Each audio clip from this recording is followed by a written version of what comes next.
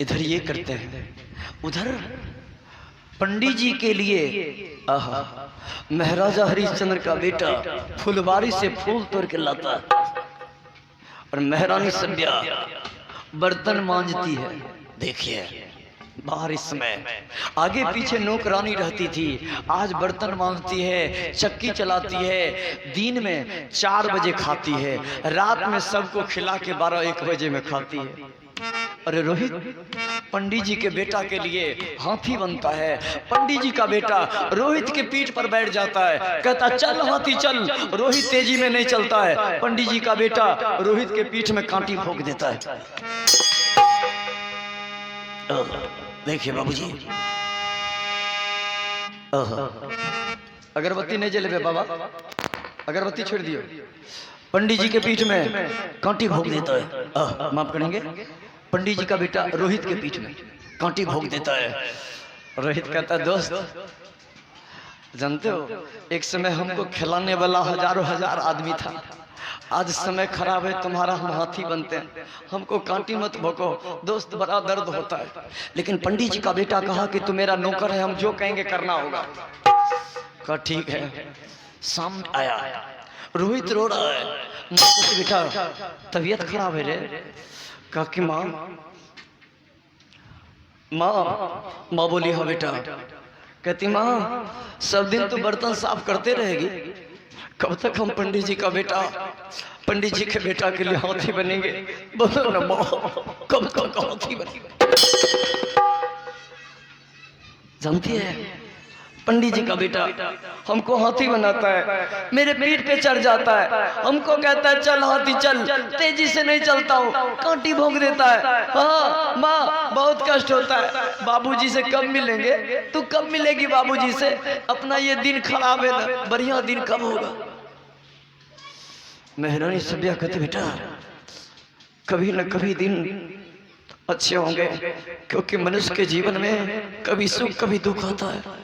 बेटा अभी हम लोगों का दिन खराब है, बेटा कभी न कभी अच्छे दिन जरूर आएंगे। बेटा सुख दुख सब भगवान देते हैं, चिंता नहीं करनी चाहिए।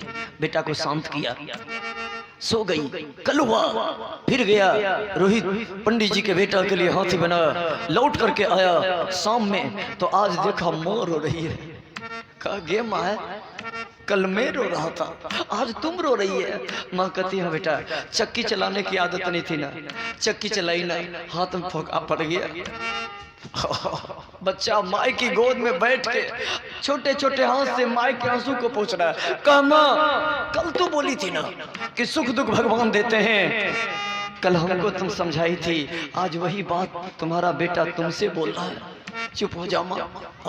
माँ रोती है, बेटा चुप करता है, बेटा रोता है, माँ चुप करती है। अब देखिए इधर की कहानी छोड़िए, उधर महाराजा हरिश्चंद्र रोज अपना मालिक कालू डोम के लिए 2 घड़ा पानी सुबह 2 घड़ा पानी शाम भरते हैं। एक दिन की बात है, जब भोजन करने बैठे महाराजा हरिश्चंद्र, ये पहले दिन के बाद, तो जौ की सत्तू मिला। 1 महीना के बाद भगवान का भोग लगा के जौ की सत्तू खाना चाहते हैं। उधर से विश्वामित्र जी आते हैं, आवाज दिए कि बाबू 1 महीना का भूखा हूं, दे दो कोई दे दो ना। आहा जौ की सत्तू दिया। महाराजा हरिश्चंद्र अपने नहीं खाए, आजकल के कोई देते है, कहते हम अपने 1 महीना भूखल छे, भागो। देखिए महाराजा हरिश्चंद्र जौ की सत्तू दे दिया। ऐसा 1 दिन नहीं, लगातार 10 दिन मांग करके ले गया, लगातार 40 दिन तक भूखे रहे महाराजा हरिश्चंद्र, एक बार भी कह के नहीं देंगे। समझ गया कालू डोम, माफ करेंगे विश्वामित्र जी समझ गया कि ये धर्म का बड़ा पक्का खिलाड़ी है, इससे पार नहीं पाएंगे, चलना चाहिए इसकी पत्नी की तरफ। चल दिया। नागलोक जहां सिर्फ सांपे सांप रहता है, नागराज सांप के मालिक नागराज के पास पहुंचा। विश्वामित्र जी बोले नागराज। नागराज कहा जी प्रणाम, बोलिए क्या सेवा करूं? विश्वामित्र जी बोले तुम्हारे दरवाजे पर आए हैं, तुम सेवा करोगे? नागराज कहा जरूर सेवा करूंगा। कहा कि वैसे नहीं, सेवा करने का मौका देंगे, क्रिया खाओ। नागराज कहा कौन क्रिया? कहा जो तुम्हारे जीवन में सबसे प्यारा है। कहा सुन लीजिए, कसम कहता गुरु विष्णु की, सांप क्रिया खा रहा है कि कसम कहता गुरु विष्णु की, जो न करो तेरा काम,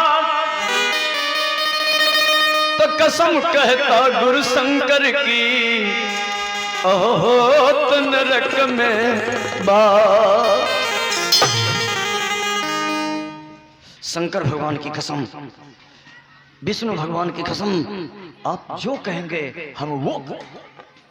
नागराज बोल दिया। विश्वामित्र जी कहे कि सुनो, एक लड़का को डस लेना है। कहा क्या?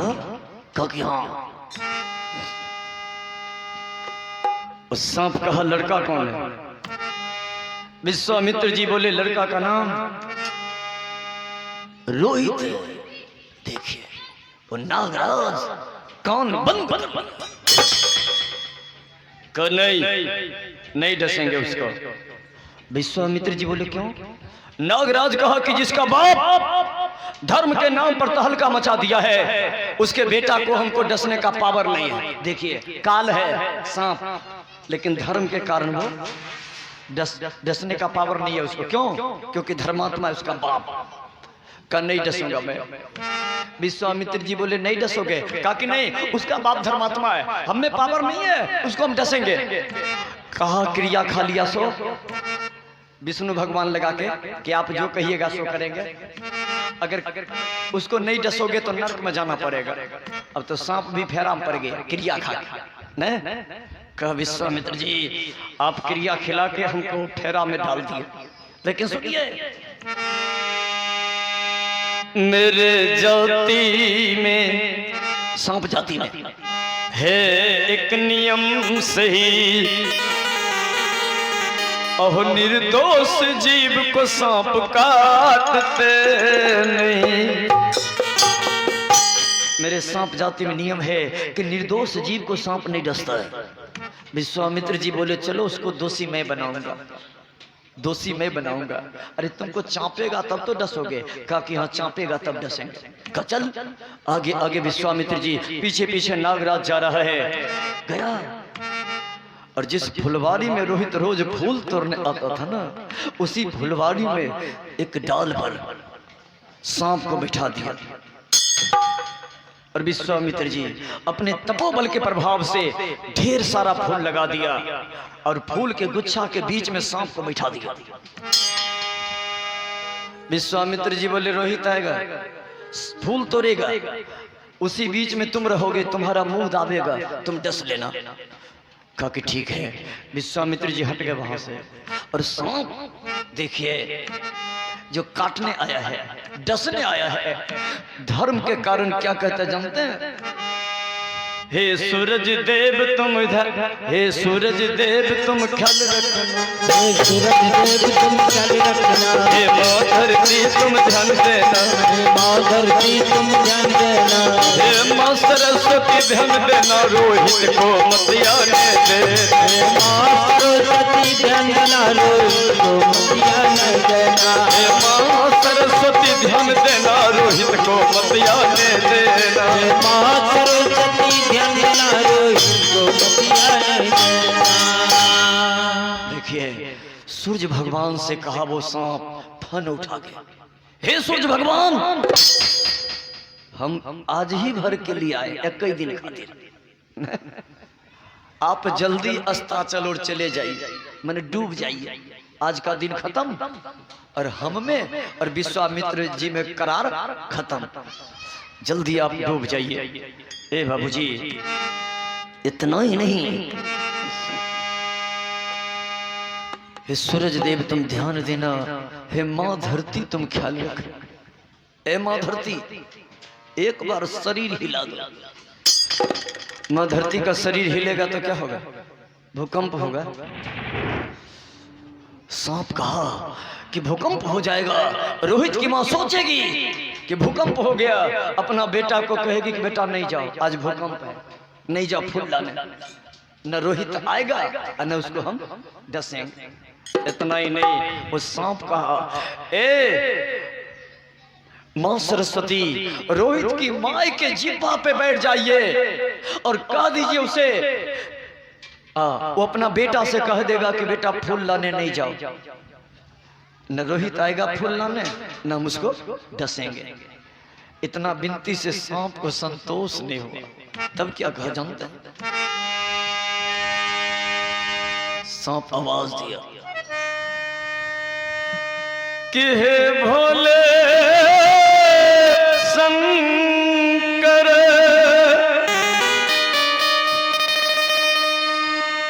हमारी अर्ज को सुन ले,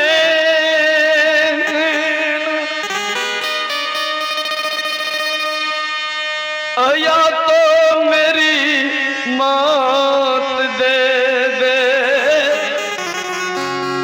या तो विष को छीन ले।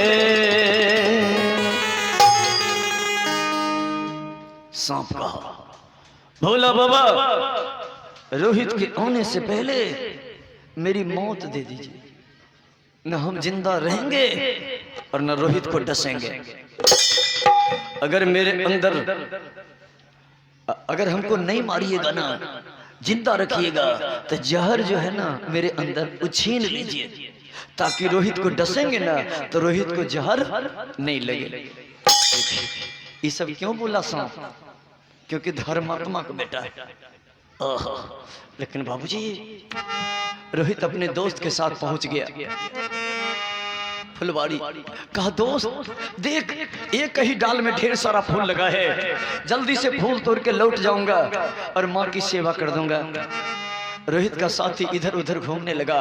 रोहित फूल के पेड़ पर चढ़ने लगा और गुच्छा जो था ना, उसको क्या पता कि काल ने फूल तोड़ना शुरू कर दिया।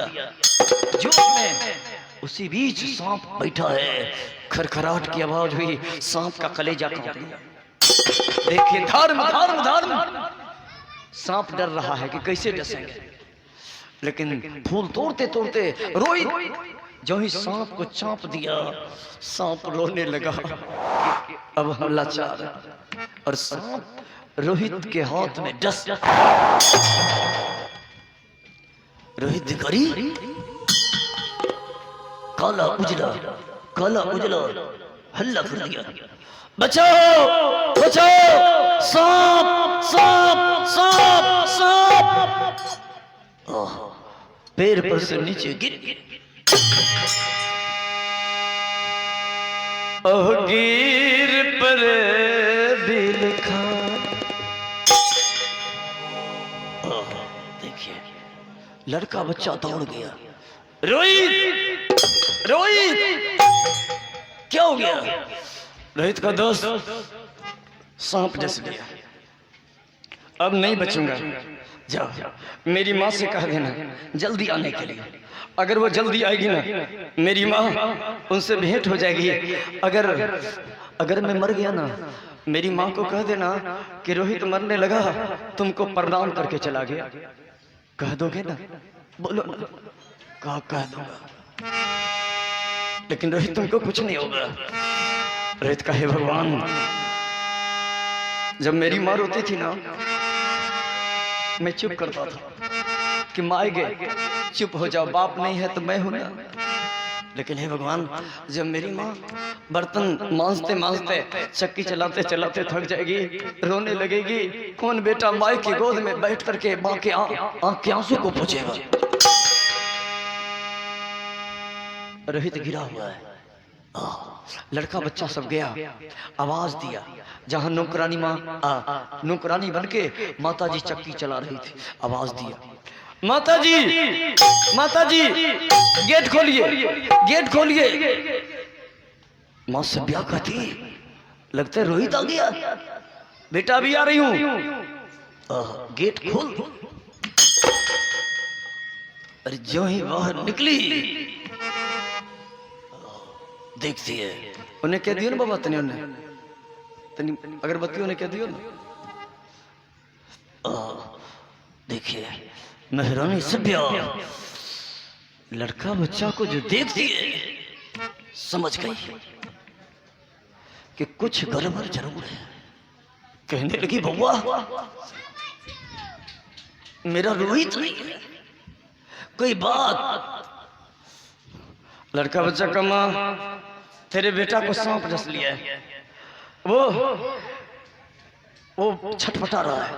हमको कहा कि जल्दी माँ को बुला के ला दो, अगर मैं मर जाऊंगा ना माँ से भेंट नहीं होगी ना, मेरी माँ को मेरा प्रणाम कर देना। हाँ ये सब बोलना नहीं, ऐसा नहीं होगा।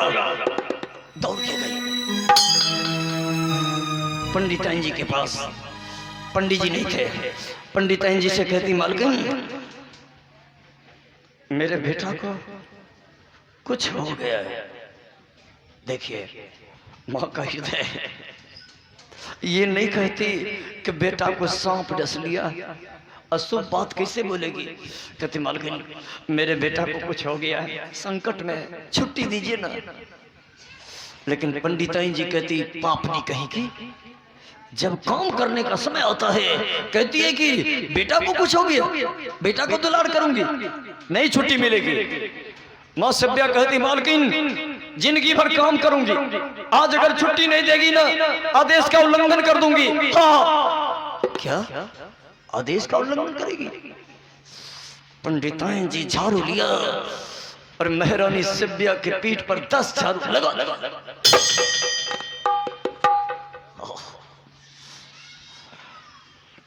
महारानी सभ्या पीठ सहला रही है। कहती मालकिन 10 झाड़ू को कौन कहे, 1000 झाड़ू मार लीजिए, लेकिन ऑर्डर दे दीजिए क्योंकि मेरा बेटा संकट में है, नहीं दीजिएगा तो हम जा रहे हैं। चल दौड़ के गई। लड़का बच्चा सब दिखलाया वो है रोहित, लेकिन तब तक मैं रोहित शांत हो गया। महारानी सभ्या गई, गिर गई रोहित के ऊपर। रोहित रोहित रे रोहित उठ उठ, देख तेरी माँ आई है। अरे अरे बेटा थोड़ी सी उदास हो जाती थी ना मैं, तुम छोटा छोटा हाथ से आंसू पोंछता था, कहता था मांगे चुप हो जाओ, लेकिन आज तेरी माँ उदास नहीं है, आज चिल्ला चिल्ला के रो रही है। एक बार भी तुम नहीं कहता चुप हो जाओ, जानते हो। अरे रोहित बड़े बड़े ज्योतिष कहते थे होगा चक्रवर्ती राजा, अरे आज कहाँ तू चला गया, अरे बना के अभागिन क्यों भाग। रोहित बड़े बड़े ज्योतिष बाबा आते थे ना, उनकी गोद में देता था तुमको, मैं कहती थी बाबा इसका भाग देखिए। ज्योतिष बाबा कहते थे तुम्हारा बेटा राजा बनेगा। अरे आज ज्योतिष बाबा की बात भी झूठी हो गई। गोदी में लगे कहती रोहित नहीं बोलेगा। रे बेमनमा, रे बेमनमा, ठीक है नहीं बोल रहा, लेकिन रे बेटा मेरे एक प्रश्न का उत्तर दो, फिर तुम कभी नहीं बोलना। कौन प्रश्न। कहती बेटा तुम्हारे मुंह में गरम दूध नहीं देती थी, माँ अपना बच्चा को पिलाती है ना गरम दूध बच्चा में। कहती रोहित कभी भी गरम दूध नहीं देती थी कि मेरे बेटे का मुंह पक जाएगा। अरे रोहित, अरे जिस मुंह में गरम दूध नहीं देती थी रे, उस मुंह में ईंटें आग कैसे लगाएगी बोलो ना बेटा, कैसे।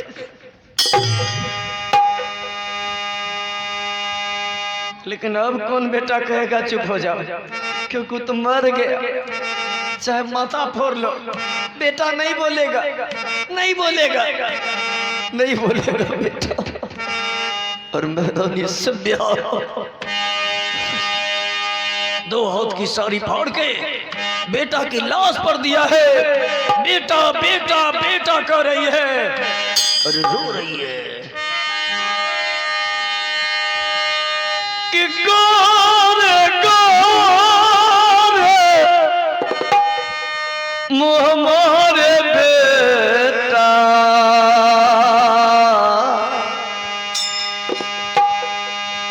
कारी रे आँखिया।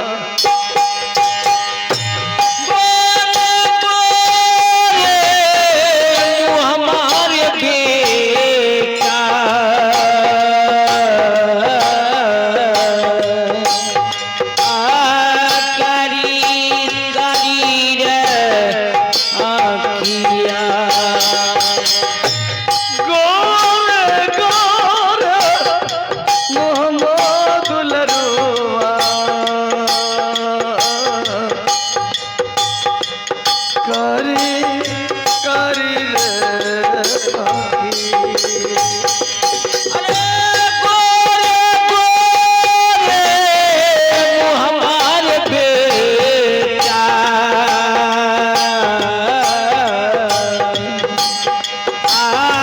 कारी कारी रे आँखिया।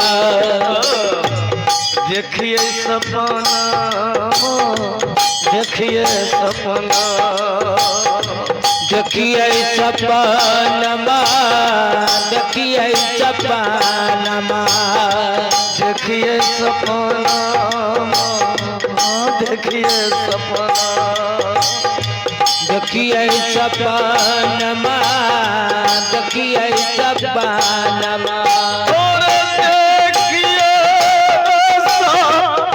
मोरे बेटा भेल रे चोरी। अरे देखिए सपनमा रे बेटा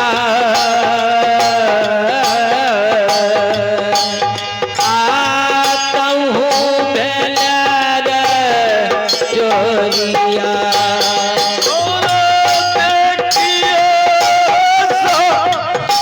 मोरे बेटा भेल रे चोरी। अरे देखिए सपनमा रे बेटा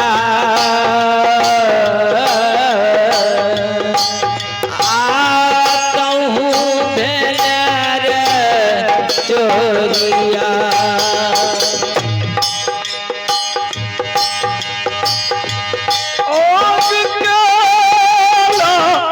हरिया रे बेटा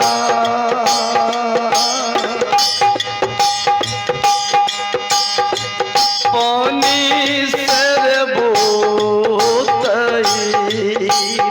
अरे हरिया रे बेटा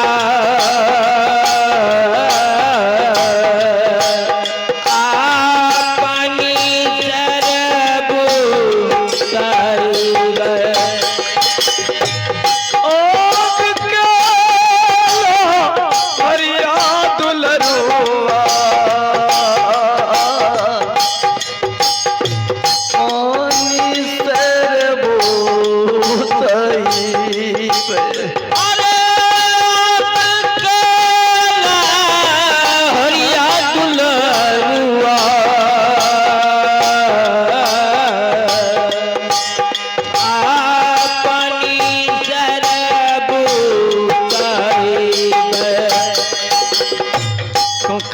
लहरिया कुख के लहरी, कुख के लहरिया, कुख के लहरिया, कुख के लहरिया, कुख के लहरी।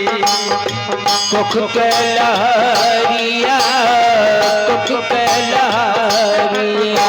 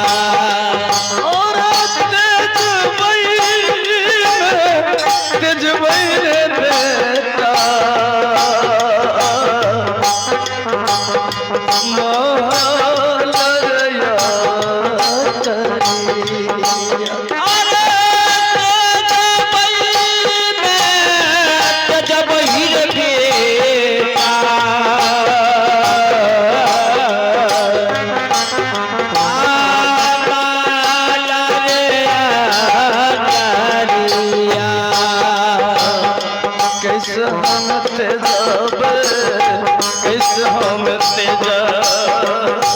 कैसे हम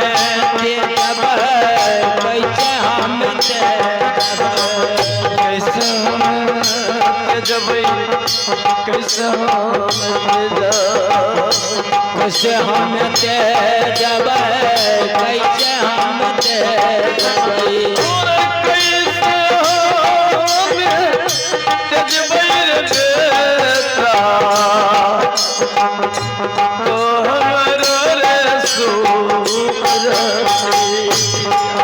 अरे कैसे हमें जब हिर बेटा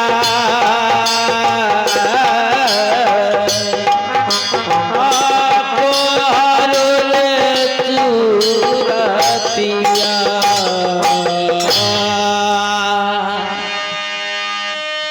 रो रही है कि कैसे तेजबैर बेटा तोहरो रे सूरतिया। बेटा की लाश को लेकर के आती हैं पंडिताइन जी के नजदीक। पंडिताइन जी, मेरा बेटा मर गया, जलाने के लिए कफन का पैसा नहीं है। पंडिताइन जी बोली, पापनी सब रुपया तो पहले ले लिया तुमने और धकेल दिया है। गिर गई मौसब्या, माथा फूट गया।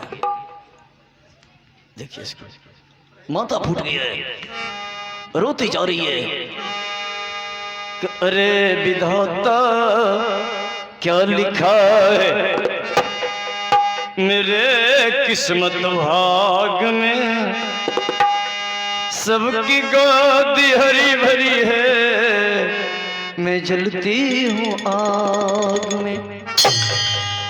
लिखा कर्म में जो कुछ विधाता, मिटाने वाला कोई नहीं। वक्त पर कागज भर टुकड़ा देने वाला कोई। धीरे धीरे रात हो रही है, वर्षा हो रही, हल्की हल्की वर्षा, अंधेरी रात। बेटा मरा हुआ बेटा को लेकर के पहुंच गया श्मशान घाट।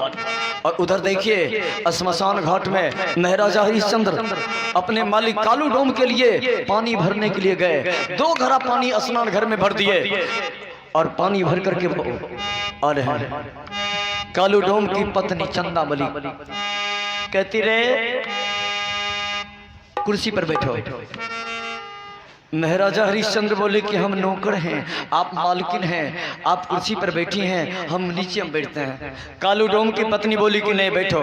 एक कुर्सी पर महाराजा हरिश्चंद्र बैठे, एक कुर्सी पर कालू डोम की पत्नी चंदावली बैठ गई। कालू डोम की पत्नी कहती सुन तुम्हारा घर कहाँ है? अयोध्या। महाराजा हरिश्चंद्र बोले जी। कहते कि तुम महाराजा हरिश्चंद्र के बारे में कुछ सुनाओगे? महाराजा हरिश्चंद्र तो खुद हैं तो क्या